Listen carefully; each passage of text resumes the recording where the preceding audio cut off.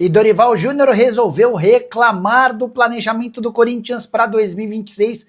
Vídeo de hoje do canal do Nicola repercute essa história. E fala aí, pessoal, sou Jorge Nicola, bem-vindos a mais um vídeo do canal. Sempre bom ter vocês por aqui, sem perder tempo. Pedir para deixar like, se inscrever no canal e ativar as notificações.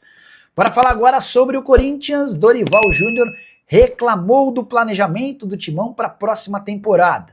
Na visão do técnico, o Corinthians está atrasado em relação à concorrência. Dá uma olhada na declaração, abre aspas, estamos com o nosso planejamento um pouco atrasado em relação a muitas equipes. Posicionamos a diretoria do clube que precisamos acelerar para estar com decisões tomadas e nomes preparados para diminuir a diferença do Corinthians em relação aos demais.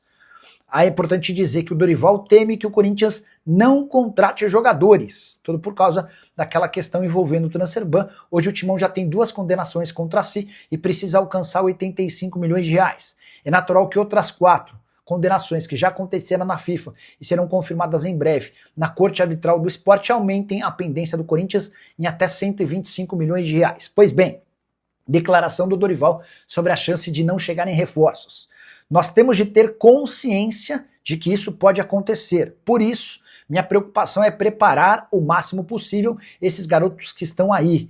Não seria o ideal nem o correto, mas é o caminho que temos, diz o Dorival, falando especificamente, por exemplo, sobre o Dieguinho, que foi titular na última partida do Corinthians, derrota por 1-0 para o Ceará. O atacante deixou excelente impressão. Guinegão, entre vários outros, também já ganharam muitos minutos ao longo da temporada. Só para completar, em relação ao Corinthians, semana de folga por conta da data FIFA, Timão que perdeu as 2 últimas partidas e despencou para o 13º lugar no Campeonato Brasileiro. É só importante lembrar que, apesar de já estar falando sobre o planejamento, o Dorival precisa do título da Copa do Brasil, sob o risco de ser demitido, dispensado pelo presidente Osmar Stabile.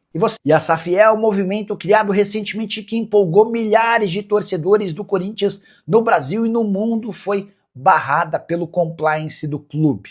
Tudo por causa da empresa que está por trás da iniciativa. A diretoria do Corinthians submeteu a ideia da Safiel a um compliance interno.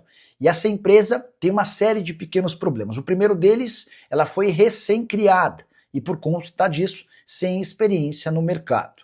A outro ponto importante, a empresa declarou capital baixo para uma operação que pretende captar 2 bilhões e meio de reais. O terceiro e mais preocupante problema, Maurício Chiamati, um dos idealizadores da Safiel, tem contrato de confidencialidade com o ex-presidente Augusto Melo, o mesmo que sofreu impeachment e agora é alvo de um processo na justiça por formação de quadrilha, lavagem de dinheiro, associação criminosa, entre outras coisas. O Maurício e o Augusto assinaram um acordo porque o Maurício queria entender a situação financeira do clube para ajudá-lo. Pelo menos essa é a justificativa oficial. Estava muito óbvio que a atual diretoria, que é radicalmente contrária à ideia de uma SAF no Corinthians, trabalharia de alguma maneira para diminuir o potencial da Safiel, e aqui veio a resposta. Já tenho contado para vocês que a chance de o Corinthians virar SAF nos próximos meses, para dizer até anos, é mínima, porque a diretoria não quer, os conselheiros também não querem, e há necessidade da votação e aprovação por parte do conselho e também da diretoria para que o Timão se transforme numa SAF. Existe rachadinha no Corinthians? Segundo o metaleiro, ex-presidente da Gaviões da Fiel, sim. O metaleiro, em entrevista ao Alambrado Alvinegro, afirmou que Fabinho Soldado e Augusto Melo dividem os salários do atual executivo de futebol do Timão. A frase é a seguinte, abre aspas, o clube é cheio de rachadinha. Vou dar um exemplo. O Fabinho Soldado é rachadinha do Augusto. Uma semana antes dele sair, no caso o Augusto, ele aumentou o salário. E não tem segredo. Foi de 200 para 400 mil, o dobro. Ou tá dando dinheiro para alguém ou não tem milagre, disse o metaleiro nessa entrevista. O metaleiro também cobrou explicações do Augusto e do Fabinho Soldado para esse reajuste salarial que eu já havia contado para vocês em outra oportunidade. Não tem problema resgatar. Vamos lá. O Fabinho Soldado era gerente de futebol no Flamengo e ganhava na casa dos 25 mil reais mensais. Ele chega ao Corinthians para ganhar 250 mil reais. E no mês de março, em meio a todo o processo de impeachment, o Augusto sobe o salário do Fabinho Soldado para 370 mil reais mensais. com um aditivo que, se permanecer para o próximo ano, o Fabinho passa a ganhar 430 mil por mês.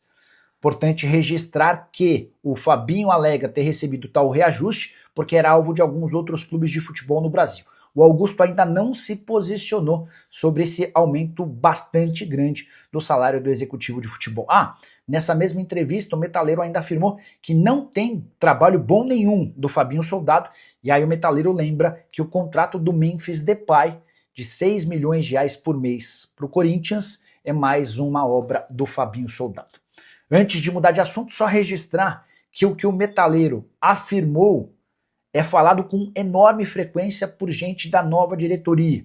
Existe uma suspeita muito grande de que o Augusto tenha aumentado o salário do Fabinho Soldado antes de ir embora para ter benefícios próprios. Ninguém é capaz de provar nem comprovar essa história, mas é também por isso, ou vou mudar, é principalmente por isso que existe uma pressão gigante para que o Fabinho Soldado seja demitido tão logo a temporada de 2025. Use espaço para comentário, só não esquece de deixar o like, se inscrever no canal. Nos encontramos mais tarde. Tchau!